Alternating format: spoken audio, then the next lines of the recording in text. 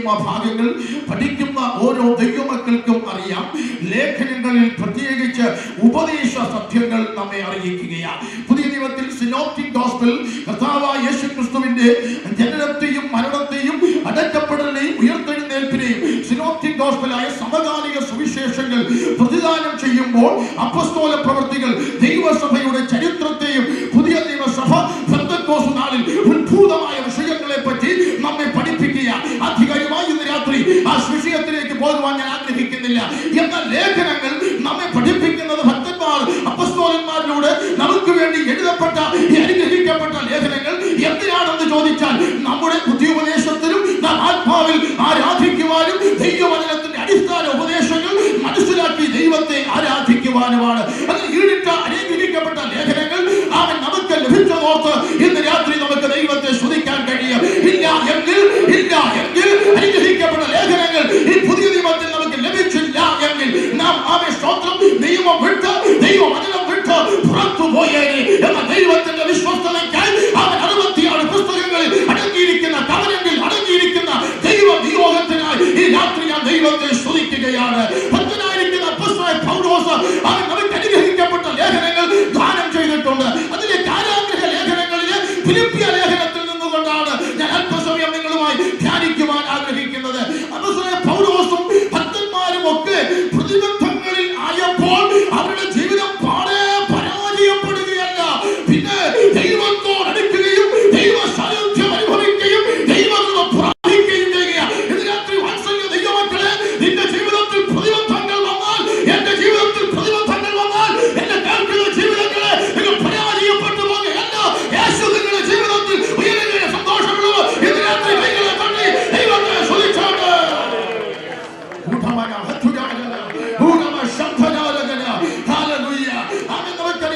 അപ്പോസ്തലനായ പൗലോസ് തന്റെ മിഷണറി യാത്രയിൽ അനവധി അനുഭവങ്ങൾ, കഷ്ടങ്ങൾ, ത്യാഗങ്ങൾ, പട്ടിണി, നഗ്നത, ആപത്ത്, വാള്, ഒറ്റപ്പെട്ട അനുഭവങ്ങൾ, കള്ളന്മാരുടെ ആപത്ത്, കാട്ടിലെ ആപത്ത്, ഇങ്ങനെ പറഞ്ഞ മണിക്കൂറുകൾ പറയേണ്ട വിഷയങ്ങൾ എനിക്ക് നിങ്ങൾക്ക് അറിയാവുന്ന ഇങ്ങനെ അനുഭവിച്ചു പോയ ദൈവദാസൻ തന്റെ മിഷണറി യാത്രയിൽ 3 മിഷണറി യാത്രയും സമുദ്രയാത്രയെ വോയേജ് ടു റോം എന്ന് പറയുന്ന സമുദ്രയാത്രയും കൂടെ ചേർന്ന് മിഷണറി യാത്രകൾ ചെയ്യുമ്പോൾ എന്താ സ്ഥാപിച്ചത്? അവിടെ ഇവിടെയും യാത്ര ചെയ്യുക മാത്രമല്ല, ദൈവസഭകൾ സ്ഥാപിക്കപ്പെട്ടു. ദൈവവചനത്തിന്റെ സത്യോപദേശങ്ങൾ നമ്മെ പഠിപ്പിക്കാനിടയായി. തന്റെ ദാസന്മാർ യാത്ര ചെയ്ത മിഷണറി യാത്രകളിലെല്ലാം നമുക്കറിയാം, പഠനശാലകൾ പോലെ വെളിപ്പെട്ടു വന്നു. ഭക്തന്മാർ അവിടെ വസിച്ച് കൂടാരത്തിൽ പാർക്കുന്നത് പോലെ പാർത്തുകൊണ്ട് ദൈവവചനത്തിന്റെ ശബ്ദം അവരെ ഉപദേശ രൂപത്തിൽ പഠിപ്പിച്ചെടുക്കുകയാണ്. ഇന്ന് രാത്രി ഞാനൊരു ദൂത് വിളിച്ചു പറയാ, നാം ആകുന്ന സ്ഥലങ്ങളിൽ, നാം ആയിരിക്കുന്നിടത്ത് ദൈവത്തിന്റെ പദ്ധതി വെളിപ്പെടുമ്പോ നിന്റെ വായിലൂടെ ദൈവം നിനക്ക് തന്നതായ ആ ദൈവശബ്ദം വെളിപ്പെടുകയാണെങ്കിൽ അവിടെ എല്ലാം ഇത് പടരുക തന്നെ ചെയ്യും.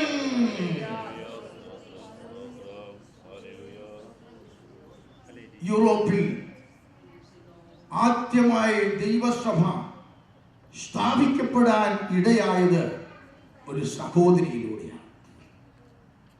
അതിനെ വളരെ ചിന്തിപ്പിച്ച ഒരു വിഷയമാണ്. കഴിഞ്ഞ നാളിൽ യൂറോപ്പ് ഭാഗങ്ങളിൽ യാത്ര ചെയ്തപ്പോഴും എന്റെ മുൻപിൽ ഈ വിഷയം വരാനിടയായി. ലുദിയ എന്ന് പറയുന്ന ഒരു സഹോദരിയെ യേശുവിന്റെ അടുക്കിലേക്ക്, യേശുവിന്റെ സ്നേഹത്തിലേക്ക് ബന്ധനം അഴിച്ചുവിട്ടുകൊണ്ട് പുറത്തു വന്നതാണ് യൂറോപ്പിലെ ആദ്യത്തെ സഭ വെളിപ്പെടാൻ ഇടയായതെങ്കിൽ ദേശത്തൊരുപാട് ബന്ധനം അഴിച്ചാൽ ദേശത്വം കൊണ്ടാണ് ദൈവത്തിന്റെ വഴിയിലെ ദൈവസഭ വെളിപ്പെടാൻ ഇടയാകും. അപ്പോസ്തലനായ പൗലോസ് യാത്ര ചെയ്തപ്പോൾ തന്റെ മിഷണറി യാത്രയിൽ ഇതാ ഒരു സഹോദരിയെ പരിചയപ്പെടുകയാണ്. ലുദിയ എന്ന് പറയുന്ന സഹോദരി ആമേൻ ശുദ്ധമായ ബന്ധനത്തിൽ പിടിക്കപ്പെട്ട് കിടക്കുമ്പോൾ യേശുവിന്റെ സ്നേഹം അറിഞ്ഞു, യേശുവിന്റെ കൽപ്പന അനുസരിച്ചു, ഫിലിപ്പിയായിലെ ദൈവസഭയുടെ രൂപമെടുക്കുവാൻ കാരണമായി, അഥവാ യൂറോപ്പിൽ സുവിശേഷീകരണത്തിന്റെ വാതിൽ തുറക്കാനിടയായി. അങ്ങനെ നാം മനസ്സിലാക്കി വരുമ്പോൾ ഫിലിപ്പിയ ലേഖനത്തിലേക്ക് നമ്മുടെ ശ്രദ്ധയെ തിരിക്കേണ്ടത് ആവശ്യമാണ്. ചരിത്ര ഭാഗങ്ങൾ പറഞ്ഞ് ഞാൻ അധിക സമയം എടുക്കുന്നില്ല.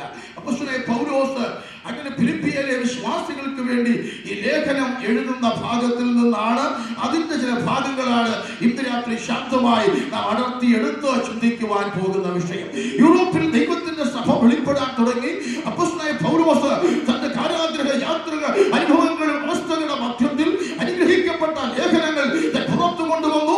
ലേഖനങ്ങളുടെ രാജ്ഞി എന്നറിയപ്പെടുന്ന എഫേസ്യ ലേഖനം പുറത്തു വന്നു. കൊലോസ്യ ലേഖനം പുറത്തു വന്നു.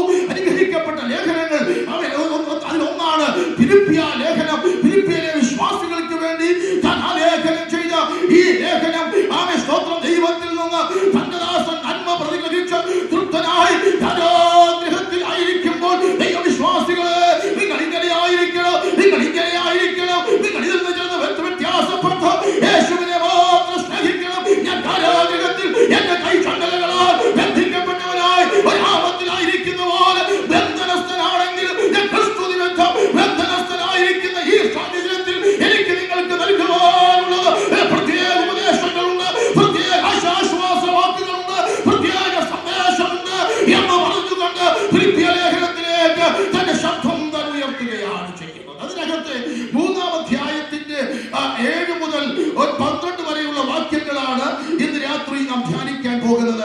അതിനു മുൻപ് ഫിലിപ്പിയ ലേഖനം പഠിക്കുമ്പോൾ എളുപ്പത്തിനായി ചില ആശയങ്ങൾ ഞാൻ നിങ്ങളെ ഓർപ്പിക്കുവാൻ ആഗ്രഹിക്കുന്നു. അപ്പോസ്തലനായ പൗലോസ് ഫിലിപ്പിയിലെ വിശ്വാസികൾക്ക് ഈ ലേഖനം വ്യക്തമായിട്ട് വെളിപ്പെടുത്തുമ്പോൾ അനേക കാര്യങ്ങൾ അടിസ്ഥാനമാക്കി പറഞ്ഞ് ഫിലിപ്പിയ വിശ്വാസികളെ ഉറപ്പിച്ചിട്ട്, അല്ല, ഇന്ന് രാത്രിയിൽ നമ്മുടെ സഭയെ ദൈവം ഈ വചനത്തിലൂടെ ഉറപ്പിച്ചിട്ട് എന്ത് ചെയ്യുകയാണ്? നിങ്ങൾ ഇങ്ങനെ ആയിരിക്കണം, നിങ്ങൾ ഇങ്ങനെയൊക്കെ വേണം മുന്നോട്ട് പോകാനും പഠിപ്പിക്കുന്ന അനുഗ്രഹിക്കപ്പെട്ട ലേഖനമാണ്. ഒരു പ്രസംഗത്തെക്കാൾ ഉപരിയായി ഇന്ന് രാത്രി ഒരു മെഡിറ്റേഷൻ പോലെ ഈ വചനഭാഗം നമുക്ക് ധ്യാനത്തോട് പോകാം.